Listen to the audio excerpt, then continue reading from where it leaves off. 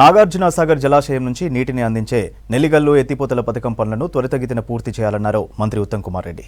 664.80 కోట్ల అంచనా వ్యయంతో నిర్మించిన తలపెట్టిన ఈ ఎత్తిపోతల పథకం పూర్తయితే 24,624 ఎకరాల ఆయకట్టును సేద్యంలోకి వస్తుందన్నారు. ఖరీఫ్ సీజన్ నాటికి మొదటి దశ పూర్తయితే 7,600 ఎకరాలకు నీరందించవచ్చన్నారు మంత్రి ఉత్తమ్. ఇక సాగర్ డ్యాం మీద పడిన గుంతలను పూడ్చివేతకు చర్యలు తీసుకుంటున్నామని తెలిపారు. అందుకు ఐఐటి రూర్కీ వారి ఆధ్వర్యంలో అధ్యయనం జరపాలని నీటిపారుదల శాఖ అధికారులను ఆదేశించారు. హైదరాబాద్లోని జలసౌదలో సాగర్ పరిధిలోని నెల్లికల్లు ఎత్తిపోతల పథకంతో సహా హై లెవెల్, లో లెవెల్, లింక్ కెనాళ్లతో పాటు డ్యాంపై మంత్రి ఉత్తమ్ కుమార్ రెడ్డి అధ్యక్షతన ప్రత్యేక సమీక్షా సమావేశం నిర్వహించారు.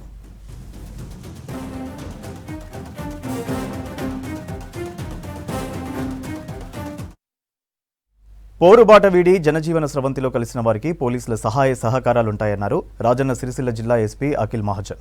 జిల్లా పోలీస్ కార్యాలయంలో పోలీసులకు సరెండర్ అయిన నేరెళ్ల జ్యోతితో పాటు పలువురికి ప్రభుత్వం అందించే పునరావాసం, ఇతర సదుపాయాలపై వివరించారు. పోరు కన్నా ఊరు మిన్న, మన ఊరికి తిరిగి రండి అనే నినాదంతో చేపట్టిన కార్యక్రమానికి మంచి స్పందన వస్తోందన్నారు ఎస్పీ. అనంతరం తంగలపల్లి మండలం గోపాలరావుపల్లికి చెందిన కడారి సత్యనారాయణ కుటుంబ సభ్యులను పరామర్శించారు ఎస్పీ.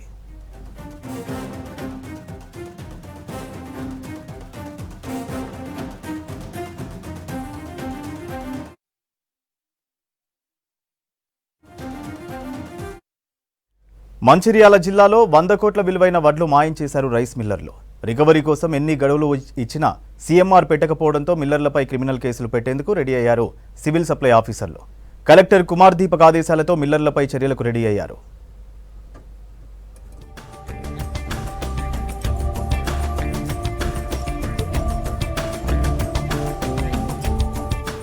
2022-23లో మంచిర్యాల జిల్లాలో కొనుగోలు కేంద్రాల ద్వారా 74,425 మెట్రిక్ టన్నుల వడ్లను సేకరించింది ప్రభుత్వం. ఈ వడ్లను మిల్లింగ్ కోసం 23 మంది రైస్ మిల్లర్లకు అప్పగించింది. సకాలంలో మిల్లింగ్ చేసి సీఎంఆర్ పెట్టడంలో మిల్లర్లు ఫెయిల్ కావడంతో చర్యలకు సిద్ధమైంది. రాష్ట్ర వ్యాప్తంగా మిల్లులో పెరిగిపోయిన వడ్లను ప్రభుత్వం వేలం ద్వారా అమ్మింది. మంచిర్యాల జిల్లాలో 23 మిల్లుల్లో 52,868 మెట్రిక్ టన్నుల వడ్లను ఆక్షన్లో అమ్మారు సివిల్ సప్లై అధికారులు. వీటిలో 7,169 టన్నుల వడ్లను మిల్లుల నుంచి లిఫ్ట్ చేశారు. మిల్లులో నిల్వ ఉండవలసిన మిగతా 45,698 మెట్రిక్ టన్నుల వడ్లను మిల్లర్లు మాయం చేశారు. వడ్లను కొంతమంది బియ్యంగా మార్చి ఓపెన్ మార్కెట్లో అమ్ముకోగా మరికొందరు వడ్లనే అమ్ముకున్నట్లు గుర్తించారు అధికారులు.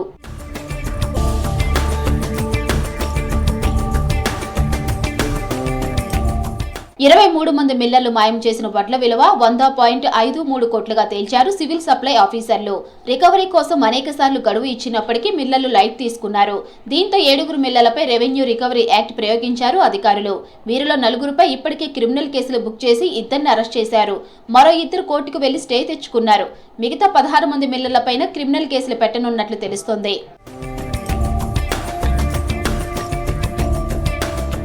రాఘవేంద్ర ఇండస్ట్రీస్ మొర్రిగూడ జన్నారం 12,86,00,000, రాజరాజేశ్వరి ట్రేడర్స్ నర్సింగాపూర్ 9.96 కోట్లు, Ramalakshman industries Lingapur 8,60,00,000, Gayatri parboiled Sabbavalli 7,20,00,000, Shri Sai Manikanta traders Narsingapur 5,54,00,000, Varalakshmi agro industries Indaram 3,96,00,000, Shri Lakshmi Srinivasa industries Nandulapalli 2,73,00,000, Jayalakshmi industries Indaram 2,55,00,000, Srinivasa rice mill Hamaliwada Mancherial 2,02,00,000, A S R M industries Sabbapalli 2,02,00,000. ఇలా మరికొందరు రైస్ మిల్లర్లు సీఎంఆర్ బకాయి ఉన్నారు.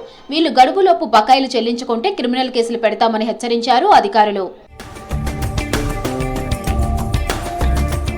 ఇప్పటికే ఆర్ఆర్ యాక్ట్ కింద B S Vaira rice mill Mudigunta 8,49,00,000, Durga industries Narsingapur 8,16,00,000, Hanuman agro industries Mancherial 6,21,00,000, వాస్వై మాత modern rice mill Rechini 5,79,00,000, Shri Venkataramana agro industries Kotapalli 1,79,00,000, Someshwara rice mill Asnar 1,76,00,000, Shri Rajarajeshwara modern rice mill Katterasala 1,01,00,000 రూపాయలు pending లో సీఎంఆర్ కేసులు నమోదు ఉన్నాయి.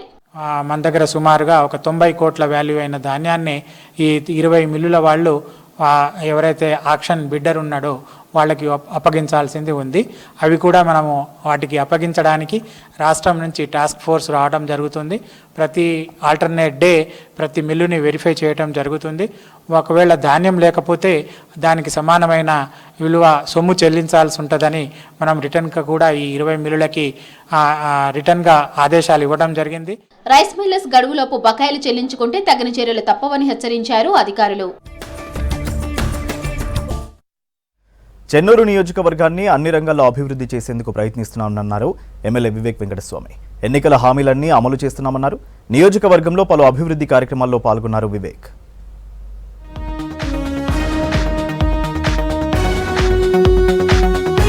ఏడాదిలోగా చెన్నూరు నియోజకవర్గాన్ని సర్వాంగ సుందరంగా తీర్చిదిద్దుతామన్నారు కాంగ్రెస్ ఎమ్మెల్యే వివేక్ వెంకటస్వామి. ఇప్పటికే నియోజకవర్గంలో 100 కోట్ల రూపాయలతో అభివృద్ధి పనులు చేపట్టామన్నారు. మంచిర్యాల జిల్లా చెన్నూరులో నిర్మించనున్న అంబేద్కర్ కమ్యూనిటీ హాల్ కు శంకుస్థాపన చేశారు. నేతకాని భవనానికి సంబంధించిన ప్రతిపాదిత స్థలాన్ని పరిశీలించారు. వీలైనంత త్వరగా నేతకాని ముదిరాజు సంఘాలకు భవనాలు నిర్మిస్తామన్నారు. కార్యక్రమంలో స్థానిక కాంగ్రెస్ నేతలు పాల్గొన్నారు. 20 లక్షల రూపాయలు డిఎంఎఫ్టి ఫండ్స్ నుంచి శాంక్షన్ చేపించి ఈరోజు భూమి పూజ చేయడం జరిగింది. నేను వాళ్ళందరికీ ఇదే కోరుతున్నాను. మంచిగా హాల్ కట్టించి పెళ్లిళ్ళు, కాన్ఫరెన్సెస్ ఇవన్నీ చేసుకోవటానికి ఒక మంచి బిల్డింగ్ కట్టిస్తాం మీకోసము. మీరు దీన్ని ఒక మంచి కమిటీ చేసుకొని ఒక క్రమశిక్షణగా ఒక పద్ధతి ప్రకారంగా ఎట్లా నడిపించాలి, ఎట్లా మంచి చదువుకునే అవకాశాలు ఈ బిల్డింగ్లో కల్పించాలి. నేను మొన్న ఎలక్షన్లో కూడా ఇక్కడ నేతకాని సమాజానికి వారికి కూడా ఒక కమ్యూనిటీ హాలు వాళ్ళకి ల్యాండ్ కేటాయిస్తామని చెప్పి వారికి మాట ఇవ్వడం జరిగింది. ఆ మాట ప్రకారంగానే మేము కలెక్టర్కి ఆల్రెడీ రాసినాము. వారికి కూడా ల్యాండ్ కేటాయించాలి. నిధులు కూడా శాంక్షన్ కూడా ఆల్రెడీ అయి ఉన్నాయి. తొందరలోనే ఆ నేతకాని సమాజానికి ఏదైతే వారి కమ్యూనిటీ హాల్ అవసరమో అది కూడా పనులు తొందరగా మొదలు పెడతాము. దాంతోపాటు ఇక్కడ మన ముదిరాజ్ సంఘం వాళ్ళు కూడా వారు కోరినారు. వారికి సంఘం హాల్ని కూడా పూర్తిగా చేయాలని చెప్పి దానికి కూడా నిధులు కేటాయించడం జరిగింది. చాలా నేను ఎన్నో కలలు కన్నా. కాంగ్రెస్ పార్టీ వచ్చాక రాష్ట్రంలో ప్రజాపాలన కొనసాగుతుందని తెలిపారు ఎమ్మెల్యే వివేక్ వెంకటస్వామి. గత సర్కార్ అక్రమ కేసులో వేధింపులకు గురి చేసిందన్నారు. తనపై సోషల్ మీడియాలో అసత్య ప్రచారాలు చేస్తున్నారన్నారు. ఎన్ని ఆరోపణలు చేసినా ఎవరిపై కేసులు పెట్టలేదన్నారు. గతంలో జోరుగా సాగిన బియ్యం, ఇసుక, భూదందాలను పూర్తిగా అరికట్టామన్నారు వివేక్. మరింతగా సంపాదించాలన్న ఆశతో కేసీఆర్ జాతీయ పార్టీ పెట్టారని విమర్శించారు. తెలంగాణ ఉద్యమ సమయంలో డబ్బులు లేని కేసీఆర్ కు 1000 కోట్లు ఎలా వచ్చాయని ప్రశ్నించారు. మంచిర్యాల జిల్లా కోటపల్లిలో కార్యకర్తల సమావేశంలో పాల్గొన్నారు ఎమ్మెల్యే వివేక్. స్థానిక సంస్థల ఎన్నికల్లో కాంగ్రెస్ ను గెలిపించాలని పిలుపునిచ్చారు. నాకు కూడా అనిపించింది ఎమ్మెల్యే అయిన తర్వాత ఎక్కువ నిధులు తీసుకురావాలి, ఎక్కువ నిధులు మన చెన్నూరు ప్రాంతాల్లో పెట్టాలి. ఫారెస్ట్ ఏరియా అయినప్పటికీ కూడా పర్మిషన్లు తీసుకొచ్చి అభివృద్ధి కార్యక్రమాలు మంచిగా చేసుకోవాలని చెప్పి నాకు కూడా ఒక తపన ఉన్నది. దాని ప్రకారంగానే ఎక్కడ కూడా ఏ గ్రామాల్లో మంచినీటి కరువు ఉన్నప్పటికీ కూడా చెప్పండి, నేను దాని సమస్య పూర్తిగా చేస్తాను. రోడ్ల విషయం కూడా అన్ని ఎక్కువ రోడ్స్ కూడా R&B నుంచి సుమారు 60 కోట్ల రూపాయలు మనకు ఈ చెన్నూరు నియోజకవర్గానికి, అంటే 60 కోట్ల కూడా మెజారిటీ నిధులు మన కోట్పల్లి మండలికే అప్లై అవుతుంది. కాంగ్రెస్ పార్టీ వచ్చిన తర్వాత ప్రజాపాలన ఉండాలి. ఇంతకుముందు మీరందరూ చూసినారు, పోలీస్ నుంచి ఎంతమంది మీద కేసులు పెట్టడము, వాళ్ళను ఉట్టినే పోలీస్ స్టేషన్ పిలవడము, వాళ్ళను రోజు ఇంట్లో హౌస్ అరెస్ట్ చేయడము, ఇవన్నీ కూడా కార్యాచరణ నడుస్తుండే అప్పుడు. కానీ ప్రజాపాలన వచ్చిన తర్వాత గర్వంగా చెప్పుకోవచ్చు, ఎక్కడ కూడా ఎవరిని కూడా అన్యాయంగా ఎవరిని కూడా అరెస్ట్ చేయలేదు మనం. మంచిర్యాల జిల్లా కోటపల్లి మండలంలోని నక్కలపల్లి వాగులో లెవెల్ 110ను జిల్లా అధికారులతో కలిసి ప్రారంభించారు ఎమ్మెల్యే వివేక్ వెంకటస్వామి. ఎన్నికల్లో ఇచ్చిన హామీ మేరకు 15 లక్షల నిధులతో వంతెన నిర్మించారని హర్షం వ్యక్తం చేశారు గ్రామస్తులు. ఎమ్మెల్యేకు కృతజ్ఞతలు తెలిపారు. సమస్య పరిష్కారానికి 55 ఎకరాల ఫారెస్ట్ భూములను కొన్నామని చెప్పారు ఎమ్మెల్యే. అటవీ శాఖ అనుమతి తీసుకొని ఆగిపోయిన పనులను పూర్తి చేశామన్నారు.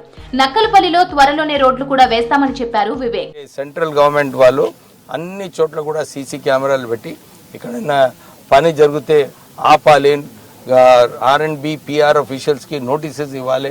ఇవన్నీ కూడా చట్టం ప్రకారంగా ఉన్నాయి. మనం ఇది జాగ్రత్తగా చేయాలని చెప్పి కలెక్టర్ గారు ఒక మంచి నిర్ణయం 55 ఎకరాలు ఇంకో చోటు ఇచ్చి మన చెన్నూరు ప్రాంతంలో ఈ రోడ్స్ కావడానికి ఇవన్నీ కూడా మనము పనులు చేసుకోవచ్చు. ఈ పర్మిషన్ వచ్చిన తర్వాత అందరు కూడా కొద్దిగా ఓపిక ఉండాలి.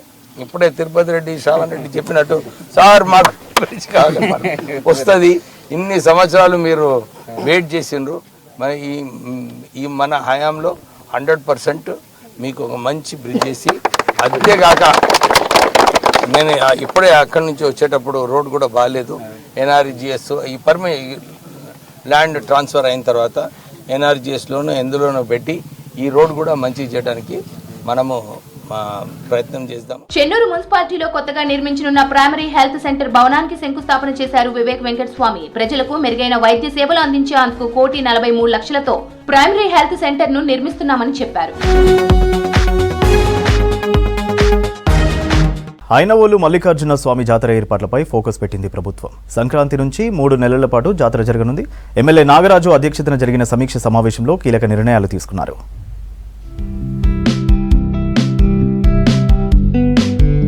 వరంగల్ జిల్లాలోని ఐనవోలు మండల కేంద్రంలోని శ్రీ మల్లికార్జున స్వామి దేవస్థానంలో ఏటా 3 నెలల పాటు జాతర జరుగుతోంది. సంక్రాంతికి జాతర మొదలై ఉగాది వరకు కొనసాగుతోంది. లక్షల మంది భక్తులు హాజరై మొక్కులు చెల్లించుకుంటారు. జాతర ఏర్పాట్లపై ఎమ్మెల్యే నాగరాజు అధ్యక్షతన సమీక్షా సమావేశం జరిగింది.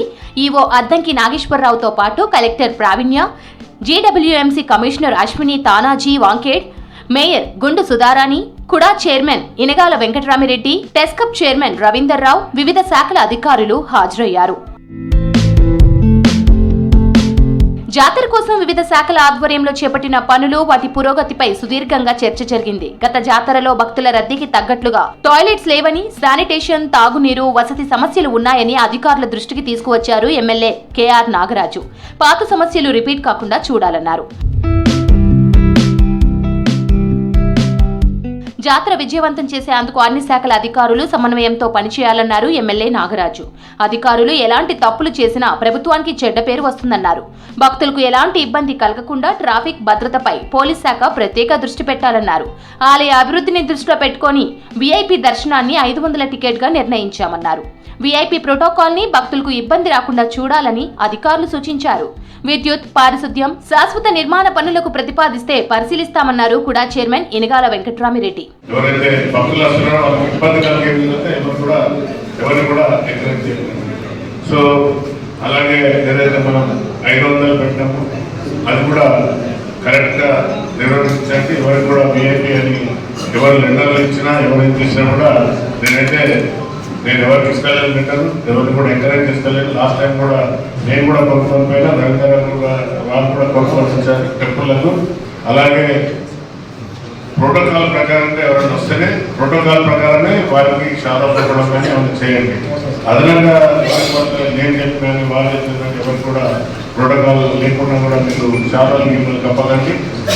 జాతర ఏర్పాట్లలో ప్రతిసారి మంత్రి స్థాయిలో సమీక్ష జరుగుతుండగా ఈసారి ఎమ్మెల్యేనే సమీక్ష నిర్వహించారు. మీటింగ్ లో అనేక నిర్ణయాలు తీసుకున్నారు. క్యూ లైన్లలో భక్తులకు మంచినీటి సౌకర్యాలను కల్పించాలని, ఆలయంలో రికమెండేషన్ లెటర్లకి అవకాశం ఇవ్వద్దని నిర్ణయించారు. ముఖ్యమైన ప్రోటోకాల్ మాత్రమే పాటించాలని, ఆలయ ఆవరణలో భక్తులకు శానిటేషన్ ఏర్పాట్లు చేయాలని నిర్ణయించారు. రాజన్న సిరిసిల్ల జిల్లాలో ఎవరైనా భూ ఆక్రమణలకు పాల్పడితే కఠిన చర్యలు తీసుకుంటామన్నారు కలెక్టర్ సందీప్ కుమార్ ఝా. అక్రమంగా ప్రభుత్వ భూములను ఆక్రమించిన వారు ప్రభుత్వానికి స్వచ్ఛందంగా అప్పగించాలన్నారు. తంగలపల్లి మండలం సారంపల్లి గ్రామానికి చెందిన సంచుల కుమారస్వామి 3 ఎకరాల ప్రభుత్వ భూమి కబ్జా చేయగా ఆ భూమిని ప్రభుత్వానికి తిరిగి అప్పగించారన్నారు కలెక్టర్. ఆక్రమణకు గురైన ప్రభుత్వ భూములను స్వాధీనం చేసుకుని పేద ప్రజలకు ఇంటి పట్టాల పంపిణీకి ఇందిరమ్మ ఇండ్లు నిర్మించేందుకు వినియోగిస్తామన్నారు.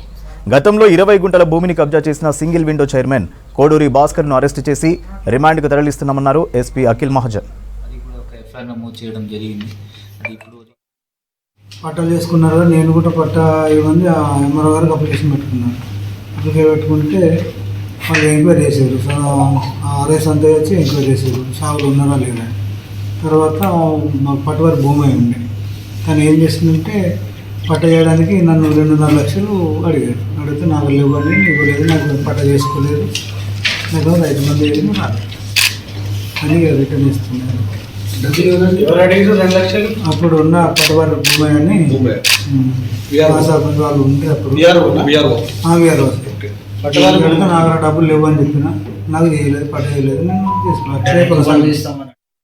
వేసవి కాలంలో పవర్ డిమాండ్ ఎక్కువగా ఉంటుంది. గృహ అవసరాలకు ఎక్కువ వినియోగం ఉంటుంది. ఏటా విద్యుత్ వాడకం పెరిగిపోతుండటంతో డిమాండ్కు అనుగుణంగా సరఫరా చేసేందుకు ఎన్పీడీసీఎల్ సిద్ధమవుతోంది. గత వేసవి డిమాండ్ దృష్టిలో పెట్టుకుని సబ్స్టేషన్లలో పవర్ ట్రాన్స్ఫార్మర్ల సామర్థ్యాన్ని పెంచడానికి ప్రత్యేక యాక్షన్ ప్లాన్ పనులు షురూ చేసింది. నాణ్యమైన విద్యుత్ సరఫరా కోసం ఎన్పీడీసీఎల్ కసరత్తుపై మరిన్ని డీటెయిల్స్ కృష్ణమోహన్ అందిస్తారు. విద్యుత్ డిమాండ్ చాలా ఎక్కువగా ఉంటుంది. విద్యుత్ ట్రిప్ కావడం కావచ్చు, ఆ లోడుకు తగ్గట్టుగా సప్లై చేసే దాని మీద ఎన్పీడీసీఎల్ దృష్టి సారించింది. సమ్మర్ పవర్ సప్లైకి సంబంధించినటువంటి ఆపరేషన్స్ ఇప్పటి నుంచే మొదలుపెట్టిందని చెప్పొచ్చు. ప్రస్తుతం అయితే దానికి సంబంధించినటువంటి పనులన్నీ కూడా జరుగుతున్నాయి. జనరల్గా కూడా సమ్మర్ వచ్చినప్పుడు వినియోగం చాలా ఎక్కువగా ఉంటుంది. ఆ డిమాండ్ను దృష్టిలో పెట్టుకునే పెరగబోయే విద్యుత్ అవసరాలు డిమాండ్కు అంచనా విధంగా కూడా ప్రణాళికాబద్ధంగా అంచనాలు వేసింది. దానికి అనుగుణంగా కూడా కొత్తగా పవర్ ట్రాన్స్ఫార్మర్లను ఏర్పాటు చేస్తుంది. సమ్మర్ వచ్చినప్పుడు డిమాండ్ దానికి తగ్గట్టుగా కూడా ఎక్కడ వినియోగదారులకు పవర్ విషయంలో ఇబ్బందులు లేకుండా కూడా వీటన్నిటిని కూడా చర్యలు తీసుకున్నారు. ప్రత్యేకమైనటువంటి సామర్థ్యాన్ని పెంచే ప్రయత్నం చేస్తున్నారు. ప్రస్తుతం అయితే ఎస్సీ వెంకటరమణ ఉన్నారు, ఆయనతో కూడా మాట్లాడదాం. సార్, అంటే జనరల్గా రకరకాల యాక్షన్ ప్లాన్స్ మీద ఉంటాయి, ఒక్కొక్క సీజన్ ఒక్కోసారి. జనరల్గా సమ్మర్ వచ్చినప్పుడు పవర్ డిమాండ్ ఎట్లా ఉంటుంది అసలు? సమ్మర్లో ఏంటంటే ఇది టౌన్ కదా, టౌన్లో డిమాండ్ చాలా పెరుగుతుంది. అంటే లాస్ట్ ఇయర్ మా దగ్గర ఎంత డిమాండ్ ఉంది సబ్స్టేషన్ వైజ్ డిటిఆర్ వైజ్ ఉన్నది, దాని ప్రకారము ముందే యాక్షన్ ప్లాన్ తయారేసుకుంటాము. ఎందుకంటే మళ్ళీ ఫిబ్రవరి నుంచి స్టార్ట్ అవుతుంది, ఆల్మోస్ట్ మే జూన్లో పీక్ వస్తుంది. దీనికి అనుగుణంగా ముందే మా సీఎండీ గారు రివ్యూ చేసి దీనికి సంబంధించిన సూచనలు ఇచ్చారు.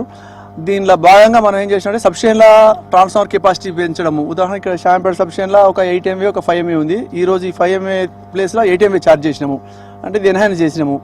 అలాగే టౌన్లో పవర్ సబ్స్టేషన్లలో అడిషనల్ ట్రాన్స్ఫార్మర్ పెట్టినాము. నక్కలగుట్టల ఉదాహరణ పోయిన సంవత్సరం 2 8 MVAలు ఉంటే దాన్ని 2 12.5 వేసినాం, అంటే 16 MVA నుంచి 25 MVA. అంటే ఎనీ లోడ్ మనం మీటేటందుకు సరిపడా పవర్ ట్రాన్స్ఫార్మర్ కెపాసిటీ పెంచినాము. కేయూసీలో 3rd PTR పెట్టినాము, 2 PTR ఉంటే 3వ PTR ఛార్జ్ చేసినాము. వడ్డేపల్లిలో 2 5 MVAలు ఉంటే 2 8 MVAs పెట్టినాం వడ్డేపల్లి సబ్స్టేషన్లో.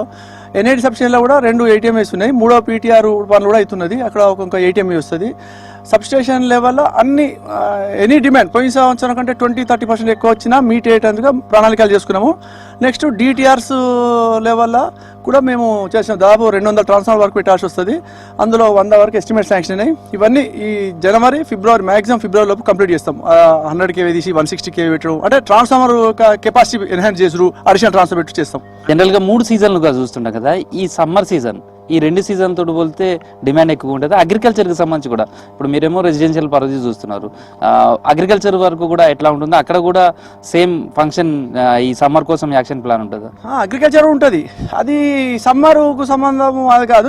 ఇప్పుడు వాళ్ళ పంటలు స్టార్ట్ అయినాయి, ఇప్పుడు లోడ్స్ పెరిగినాయి. రూరల్ సైడ్ కూడా లోడ్స్ పెరిగినాయి. దానికి కూడా మేము ప్రణాళిక చేసినాము.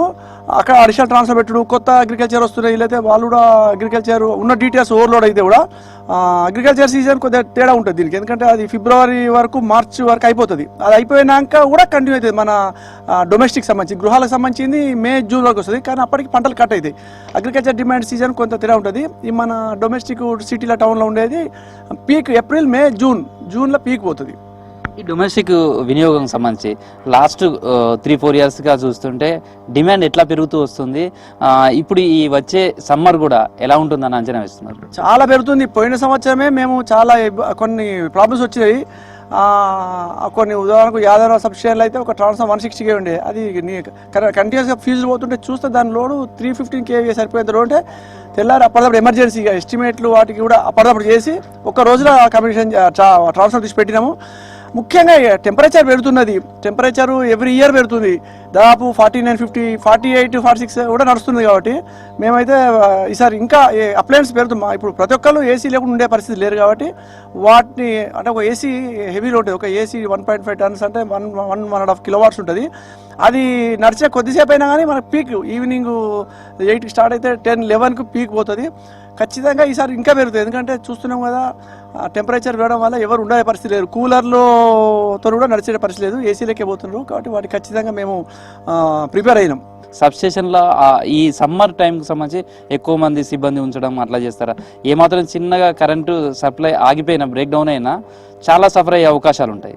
అదే ఇప్పుడున్న స్టాఫ్ షార్టేజ్ ఉంది, బట్ ఉన్న వాళ్ళతో మేము అడ్జస్ట్ అవుతాము. అంటే రిక్రూట్మెంట్ అనేది ఓవర్ నైట్ చేయడం కాబట్టి ఉన్న స్టాఫ్ తోటే అడ్జస్ట్ అవుతాం. మా వాళ్ళు ఎఫిషియెంట్ ఉన్నారు, ఏ నైట్ అయినా వెళ్తారు, చేస్తారు, ఏం ప్రాబ్లం లేదు. మనకు ప్రతి సెక్షన్ లో కూడా డే అండ్ నైట్ డ్యూటీస్ ఉన్నాయి, ఫ్యూజ్ ఆఫ్ కాల్ డ్యూటీస్, వాళ్ళు అటెండ్ చేస్తారు. మేజర్ ప్రాబ్లం అయితే మిగతా అప్ టు ఏఈలో కూడా వెళ్ళిపోతారు. అక్కడ మీ వైపు నుంచి ప్రజలకు ఏమైనా చెప్పడానికి అవకాశం ఉండదు? అంటే విద్యుత్ అనే సప్లైకి సంబంధించి మీరేమో ఈ స్థాయిలో ఏర్పాట్లు వాళ్ళకి కావాల్సినవి చేస్తున్నారు, వాళ్ళ వైపు నుంచి కూడా మీకు ఎట్లాంటి సపోర్ట్ కావాలని కోరుకుంటున్నారు? మాకు ఓన్లీ సేఫ్టీ వైజ్ ఒకటి యాక్సిడెంట్ కాకుండా మా సపోర్ట్ లేకుండా వాళ్ళు ఎలాంటి ఫ్యూజులు వేయడం కానీ ఏదైనా ఎలక్ట్రికల్ అప్లయన్సెస్ అవి ముట్టుకోవద్దు. అది ఏది ఉన్నా కూడా మాకు ఇన్ఫర్మేషన్ ఇస్తే బెటరు. చాలా వరకు యాక్సిడెంట్లు కానీ ఈ డెత్తులు ఇవన్నీ కూడా వాళ్ళ తప్పిదాలతో అవుతున్నాయి. ఏదేమైనా కూడా ఓవరాల్గా డిపార్ట్మెంట్ నష్టపోతున్నాం, వాళ్ళకి 5 lakhs అనేది అమౌంట్ ఇస్తున్నాము. అట్లాంటి ఎమర్జెన్సీలు ఉంటే మా ఫ్యూజ్ ఆఫ్ కాల్కి ఇంటిమేట్ చేస్తే మేమే అటెండ్ అవుతామని చెప్తాం. ఇది ప్రస్తుతం అయితే సమ్మర్ యాక్షన్ ప్లాన్ అయితే పూర్తిగా సన్నద్ధమవుతుంది. ఫిబ్రవరి నాటికే పూర్తి స్థాయిలో సన్నద్ధమవుతాం అనేది ఎన్పీడీసీఎల్ అధికారులు కూడా చెప్తున్నారు. ఫిబ్రవరి నుంచే సమ్మర్కి సంబంధించినటువంటి లోడ్ డిమాండ్ పెరిగే అవకాశం ఉంటుంది కాబట్టి దానికి తగ్గట్టుగా ఏర్పాట్లన్నీ కూడా చేసుకుంటున్నాం. విద్యుత్ సరఫరాలో ఎక్కడ అంతరాయం కలగకుండా కూడా డిమాండ్కు తగ్గట్టుగా కూడా మెరుగైన సరఫరా చేసే విధంగా కూడా అన్ని రకాల చర్యలు తీసుకుంటున్నామని చెప్తున్నారు. వీడియో జర్నలిస్ట్ రాజుతో కృష్ణమోహన్, V6 న్యూస్, వరంగల్. కాశ్మీర్ నుండి కన్యాకుమారి గోరక్ష మహాపాదయాత్రకు పూనుకున్న గురుస్వామి బాలకృష్ణ తమ యాత్రను కంటిన్యూ చేయనున్నారు. వెన్నునొప్పి, పక్కటెముకల నొప్పితో 14 రోజులు ఆసుపత్రిలో చికిత్స పొందిన గురుస్వామి ఆరోగ్యం కుదుటపడడంతో తిరిగి యాత్ర కొనసాగిస్తారు. ఈ నెల 9వ తేదీన చౌటుప్పల్ అయ్యప్ప దేవాలయం నుంచి ఉదయం 8 గంటలకు యాత్రను పునఃప్రారంభించనున్నారు. ఇంకా 80 రోజులు ఆంధ్రప్రదేశ్, తమిళనాడు, కర్ణాటక, కేరళ రాష్ట్రాల మీదుగా 2000 కిలోమీటర్లకు పైగా నడిచి మార్చి 27న కన్యాకుమారి చేరుకుంటామని గురుస్వామి తెలిపారు.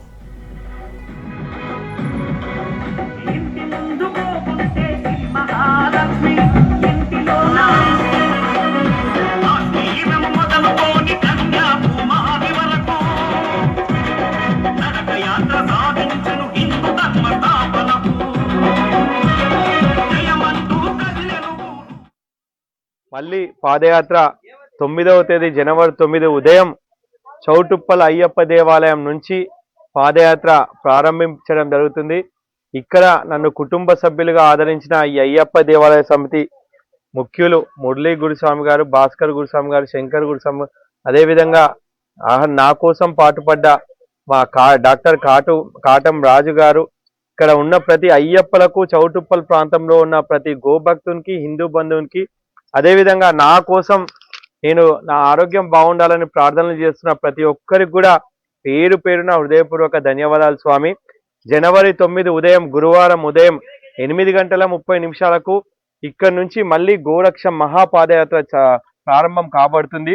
విజయవాడ నుంచి తిరుపతి నుంచి కంచి నుంచి తిరువన్నామలై నుంచి కోయంబత్తూరు నుండి శబరిమల నుంచి కొల్లం నుంచి త్రివేంద్రం నుంచి కన్యాకుమారి మీదుగా ఇంకొక 80 రోజుల పాదయాత్ర కొనసాగుతుంది స్వామి.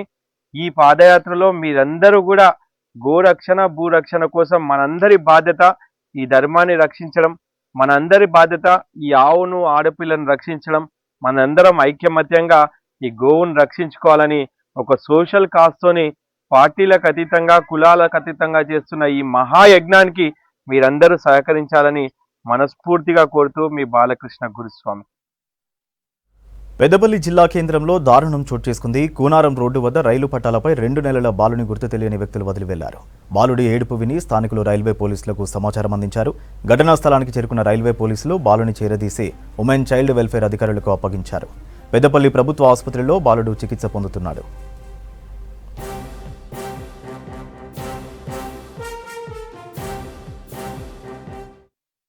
హాస్పిటల్ పెద్దపల్లి మాతా శిశు కేంద్రానికి ఒక మగ శిశువును, గుర్తు తెలియని మగ శిశువు రైల్వే ట్రాక్ పైన వదిలేయబడడాన్ని గమనించిన అక్కడ రైల్వే పోలీస్ వాళ్ళు అండ్ చైల్డ్ ప్రొటెక్షన్ వాళ్ళు ఇద్దరు కలిసి బేబీని తీసుకురావడం జరిగింది మా దగ్గరికి. డ్యూటీలో ఉన్న డాక్టర్ ఎగ్జామినేషన్ చేసినప్పుడు బేబీ బాగానే ఉంది, మగ శిశువు. 2 months old baby 4.2 kgs weight ఉంది. అండ్ బ్లడ్ షుగర్ లెవెల్స్ తక్కువగా ఉంటే ఇమీడియట్గా కావాల్సిన ట్రీట్మెంట్ అందించి పాలు ఫీడింగ్ కూడా చేయడం జరిగింది. ఒక ఐవీ లైన్ పెట్టి బేబీని స్టెబిలైజ్ చేస్తున్నాము. అండ్ చిన్న చిన్న ఇరుక్కుపోయిన అక్కడ గుర్తులు కనబడ్డాయి. ఒక 1-2 daysలో బేబీ స్టేబుల్ చేసేస్తాము. అవసరమైన వైద్య పరీక్షలు, స్కానింగ్స్ అవన్నీ చేస్తున్నాము. బేబీ స్టేబుల్ అయినాక మేము కన్సర్న్ డిపార్ట్మెంట్. భూపాలపల్లిలోని మైనారిటీ రెసిడెన్షియల్ స్కూల్ ముందు బిల్డింగ్ యజమాని నాగుల శిరీష దేవేందర్ రెడ్డి తన కుటుంబ సభ్యులతో కలిసి ఆందోళన చేశారు. అద్దె బకాయిలు చెల్లించకుండా స్కూలు ఖాళీ చేస్తున్నారని ఆగ్రహం వ్యక్తం చేశారు. తమకు 40 లక్షల రూపాయలు అద్దె బకాయి ఉందని వెంటనే చెల్లించాలన్నారు నాగుల శిరీష కుటుంబ సభ్యులు. స్కూల్ ఖాళీ చేసి వెళితే బకాయిలు రావని చెప్పారు.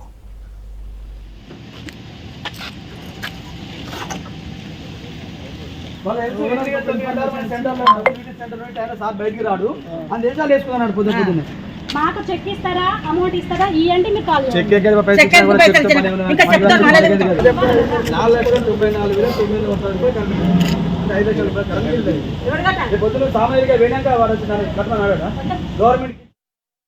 ఖమ్మం జిల్లా సత్తుపల్లి మండలం రామానగరం గ్రామానికి చెందిన జంట వినూత్నంగా పెళ్లి చేసుకున్నారు. ఇంజనీరింగ్ చదివి ఆస్ట్రేలియాలో జాబ్ చేస్తున్న పిల్లి ప్రసన్న కుమార్ చిన్ననాటి నుంచి అంబేద్కర్ అభిమానాన్ని పెంచుకున్నాడు. దీంతో అంబేద్కర్పై తనకున్న ఇష్టాన్ని ప్రదర్శిస్తూ తన పెళ్లిని ఆయన చిత్రపటం ముందు చేసుకున్నాడు. డాక్టర్ కొచెర్ల శ్రీనివాసరావు, రిటైర్డ్ టీచర్ లక్ష్మయ్యలు ఈ పెళ్లి తంతు జరిపించారు. రాజ్యాంగంపై ప్రమాణం చేసి దండలు మార్చుకున్నారు నవ దంపతులు.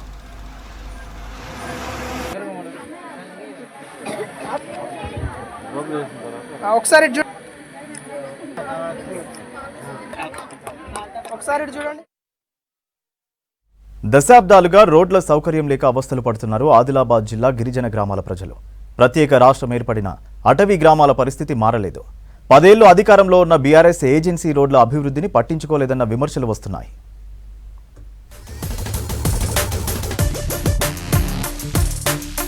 ఉమ్మడి ఆదిలాబాద్ జిల్లాలో 500కు పైగా గిరిజన గ్రామాలు ఉన్నాయి. వీటిలో అనేక గ్రామాలకు సరైన రోడ్డు సౌకర్యం లేదు. ఆరోగ్యం బాగోలేకపోతే వైద్యం కోసం కొన్ని కిలోమీటర్ల దూరం నడిచి వెళ్లాల్సి వస్తోంది. నిర్మల్ జిల్లా పెంబి మండలంలోని 500 జనాభా ఉన్న 12 గూడాలు 2020లో పంచాయతీలుగా ఏర్పడ్డాయి. వీటిలో 7,200 మంది గిరిజనులు నివసిస్తున్నారు. ఈ గ్రామాల్లో 4,900 మంది ఓటర్లు ఉన్నారు. వ్యవసాయమే ఇక్కడి ప్రజల జీవనాధారం. రోడ్డు సౌకర్యం లేక తీవ్ర ఇబ్బందులు పడుతున్నారు ఇక్కడి ఆదివాసీలు.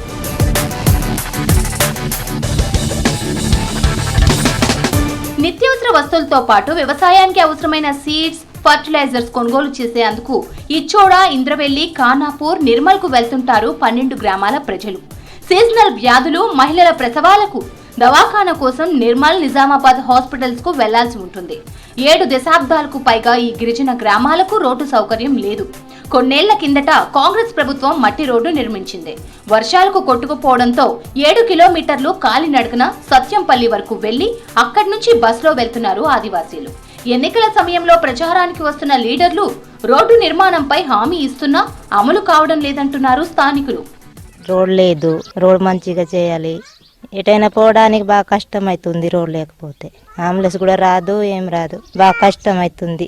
రోడ్ అయితే అంబులెన్స్లు ఏమైనా అట్టలు బిట్టలు ఏమి అన్నీ వస్తాయి. మాకు పోవడానికి కూడా మంచిగా అవుతుంది. హాస్పిటల్ పోవడానికి బాగా కష్టం అవుతుంది. ఎడ్ల బండితో పోతాం. ప్రెగ్నెంట్ వాళ్ళకు కూడా ఎడ్ల బండితోనే తీసుకెళ్తారు. వాళ్ళు మెల్లంగా రోడ్ లేకపోతే బాగా ఇబ్బంది అని అట్లనే తీసుకుపోతాం. ఏమైనా ప్రాణం కూడా మంచిగా లేకపోతే అట్లనే పోతాం ఎడ్ల బండితో. పెంబి మండలంలోని గ్రామాలకు రోడ్డు సమస్య పరిష్కారం కోసం ఆదివాసీలు మూకుముడిగా అసెంబ్లీ ఎన్నికలను బహిష్కరించారు. కొన్నేళ్లుగా ఉన్నతాధికారులకు సమస్య చెప్తున్నా పట్టించుకోవడం లేదంటున్నారు గిరిజనులు. వానాకాలంలో సీజనల్ వ్యాధులతో ఆదివాసీలు అవస్థలు పడుతున్నారు. మండల కేంద్రానికి ఇక్కడి నుండి 40 కిలోమీటర్లు నడిచి వెళ్లాలి. అక్కడి నుంచి ఖానాపూర్, నిర్మల్ కు బస్ సౌకర్యం ఉంది. ఒక్కోసారి అంబులెన్స్ ఆలస్యం వల్ల పేషెంట్ల ప్రాణాలు పోతున్నాయి. కొన్ని సందర్భాల్లో గర్భిణీలు మార్గమధ్యంలో ప్రసవిస్తున్నారు. ఏటా 2-3 చనిపోతున్నారు. జ్వరంతో లేక డెవల కేసు ఉన్నా మాకు పోవాలంటే రోడ్డు లేక ఇబ్బంది పడుతున్నాం సార్. ఇప్పటికైనా మాకు రోడ్డు తీసుకురావాలని ప్రభుత్వానికి కోరుతున్నాం. పులగంపాండి నుంచి ఒక 7 కిలోమీటర్ల దూరం ఉంటుంది. అక్కడికి మాకు రోడ్డు మంజూరు చేయాలని ప్రభుత్వాన్ని కోరుతున్నాం సార్. అప్పటి నుంచి బాగా తిప్పుతున్నాం కానీ మాకు ఇప్పటి వరకు ఎన్ని ప్రభుత్వాలు వచ్చినా మమ్మల్ని పట్టిస్తలేరు సార్. ఈ పెంబి మండలంలో 12 ఊర్లో కూడా రోడ్డు సౌకర్యం కూడా లేదు.